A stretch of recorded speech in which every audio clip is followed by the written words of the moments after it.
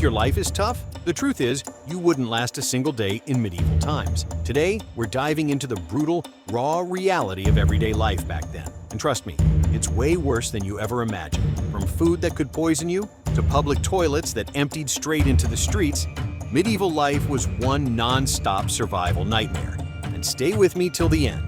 You'll be absolutely shocked when I reveal a medieval horror story that's almost too crazy to believe. The grim reality of medieval food. Forget everything you've seen in movies about huge feasts with turkey legs and overflowing banquet tables. For most medieval people, food was boring, disgusting, and downright dangerous. Regular folks didn't get to gorge on lavish spreads. Instead, their diet mostly consisted of pottage, a watery, bland soup made from whatever vegetables or grains were around, often cooked for days on end. Imagine a soup so nasty it's hiding dirt, weevils, and who knows what else. Bread was the staple for almost everyone. But this wasn't your soft, fluffy loaf. Medieval bread was dense, dark, and packed with grit, literally. Flour was ground between stone wheels that chipped off into the dough, so people's teeth became stronger, simply from chewing tiny rocks mixed in their bread. Here's a terrifying fact. Much of that bread was contaminated with ergot fungus, which grows on rye and is toxic. Eating ergot could cause hallucinations, painful burning sensations, and sometimes death. Some historians think ergot poisoning even sparked the infamous witch hunts, because entire villages would start seeing things and accusing neighbors of witchcraft, when really, their bread was just poisoned. Meat was a luxury, not a daily meal. When peasants did get meat, it was often rotten or spoiled because there was no refrigeration. If you were lucky, heavy spices masked the awful taste, but most of the time, you just held your nose and hoped for the best. Worse yet, drinking water was often more dangerous than eating spoiled food. Water sources were contaminated with human waste and all kinds of nastiness. Instead, everyone, including children, drank weak beer or ale. It was safer because the brewing process killed off germs. Medieval kids didn't need fake IDs for ale. They needed them for water. The horror of medieval bathrooms. When nature called, the solutions were less than ideal. Most people used chamber pots, basically bowls kept under the bed. Once full, they were dumped out the window directly onto the streets below. Yes, streets were full of human waste, and the medieval townsfolk shouted, "Gardy loo," meaning watch out for water, to warn passers-by before tossing the contents out the window.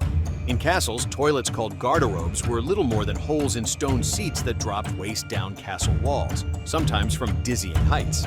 Public bathrooms? They were basically open sewers, with very few designated spots built over rivers to dispose of waste. The job of cleaning this mess fell to gong farmers, who collected human waste from cesspits and carried it out of town at night. They were paid well but were social pariahs due to the horrific smell they carried. Toilet paper? Forget it. People wiped with leaves, moss, their left hand, or if wealthy, pieces of wool or hemp. Hygiene was practically non-existent, backbreaking labor and brutal working conditions. Most medieval people were peasants who worked as farmers, laboring from dawn till dusk in the fields they didn't even own. They used wooden plows pulled by oxen, planted seeds by hand, and harvested with primitive tools like sickles. During harvest, peasants often worked 16-hour days in scorching heat, burning over 4,000 calories daily just to survive. No gym memberships needed.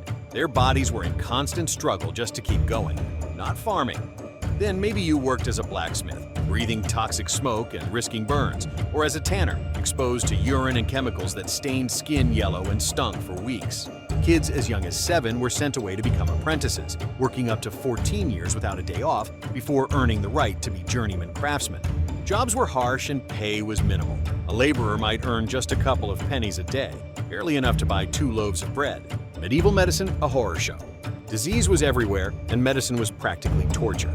Without understanding germs or infection, medieval doctors believed illnesses came from bad air or imbalanced bodily humors. Blood, phlegm, yellow bile, and black bile. Got a fever? Time for bloodletting, where a vein was cut open and blood drained out. Leeches were popular too, sometimes up to 70 leeches at once, to suck out bad blood. The mortality rate was staggering. About 30% of children died before age 5, and average life expectancy hovered around 30 to 40 years. The Black Death wiped out half of Europe's population in the 14th century alone. Dental hygiene was non-existent. Without toothbrushes or toothpaste, tooth decay was rampant. Medieval dentists didn't have fancy tools. They just waited for someone to scream loud enough and then pulled the bad teeth with crude forceps. Medicines often contained deadly substances like mercury, prescribed for everything from skin diseases to syphilis. Side effects? Usually death. The cruel and random medieval justice system. Medieval justice was brutal, unfair, and random. Laws varied wildly by town. What was legal in one place could get you thrown in prison just a few miles away. Minor crimes like stealing food when starving could lead to having your hand chopped off. Over 200 crimes carried the death penalty, from stealing wood from the king's forest to property theft above a tiny value. Trials? Forget lawyers or courts. If accused, you faced trial by ordeal, like carrying a red-hot iron bar. If your burns healed cleanly, you were innocent. If not, well, you were probably guilty and facing death. Another ordeal was trial by water. If you sank, you were innocent. If you floated, guilty and executed, because water was pure and would reject the guilty. A no-win situation for most. Executions were public, terrifying, and often a form of gruesome entertainment. Methods included hanging, drawing, and quartering, and beheading. Living conditions: smell, dirt, and disease. Medieval towns reeked of human waste, rotting food, unwashed bodies, and smoke. Garbage piled up in streets or was dumped in rivers. Bathing was rare. People believed washing opened pores and let disease in. Many went months without bathing. Lice and fleas were constant companions. Clothing was rough, itchy, rarely washed, and usually just a couple sets per person. Privacy didn't exist. Most families lived in single-room homes where everyone ate, worked, and slept together. Even the wealthy had servants around constantly. Warfare and siege, the endless nightmare. Medieval warfare was nothing like the romantic battles in movies. It was chaotic, brutal, and deadly. The 100 Years' War lasted 116 years, dragging countless people into combat. Only the richest knights could afford full-plate armor, which cost years of a craftsman's income. Most soldiers wore padded cloth and carried spears or axes. The longbow was the most feared weapon. Its arrows could pierce armor easily. Battles could kill tens of thousands in a single day. But war's worst horrors were what happened between battles. Armies looted villages, burned crops, killed livestock, and starved civilians. Sieges trapped people inside castles or towns for months or years, leading to starvation, disease, and even cannibalism in extreme cases. The social structure and superstitions. Medieval society was rigid and harsh. About 90% were peasants with no land or rights, working for nobles. Social mobility was nearly impossible. Knowledge was limited, and superstition ruled lives. People believed in witches, demons, and magic, with illness blamed on evil spirits or bad air. Communication was slow. News could take weeks or months to travel.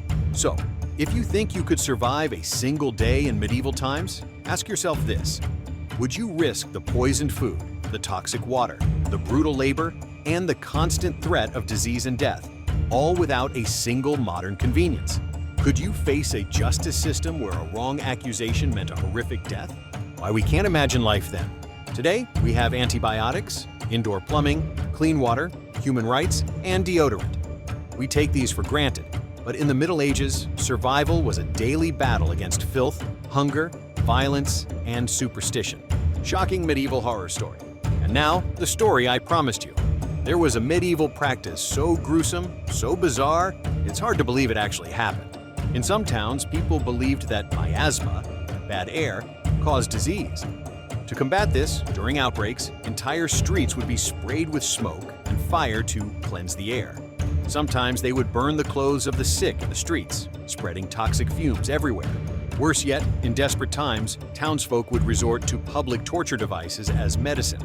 People accused of being witches were often tortured publicly, sometimes burned alive, all because of hallucinogenic bread or bad air.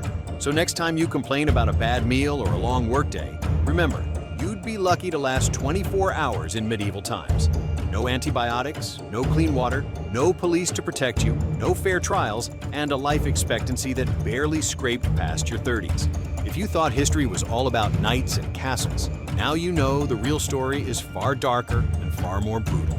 If you survived this deep dive into medieval misery, hit that like button. Want to know more brutal history facts? Subscribe and ring the bell. I've got plenty more stories that will shock and surprise you.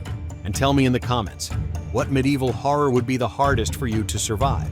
The disgusting food, the brutal justice, or the stench of the streets? Stay tuned, because history isn't always pretty, but it's never boring.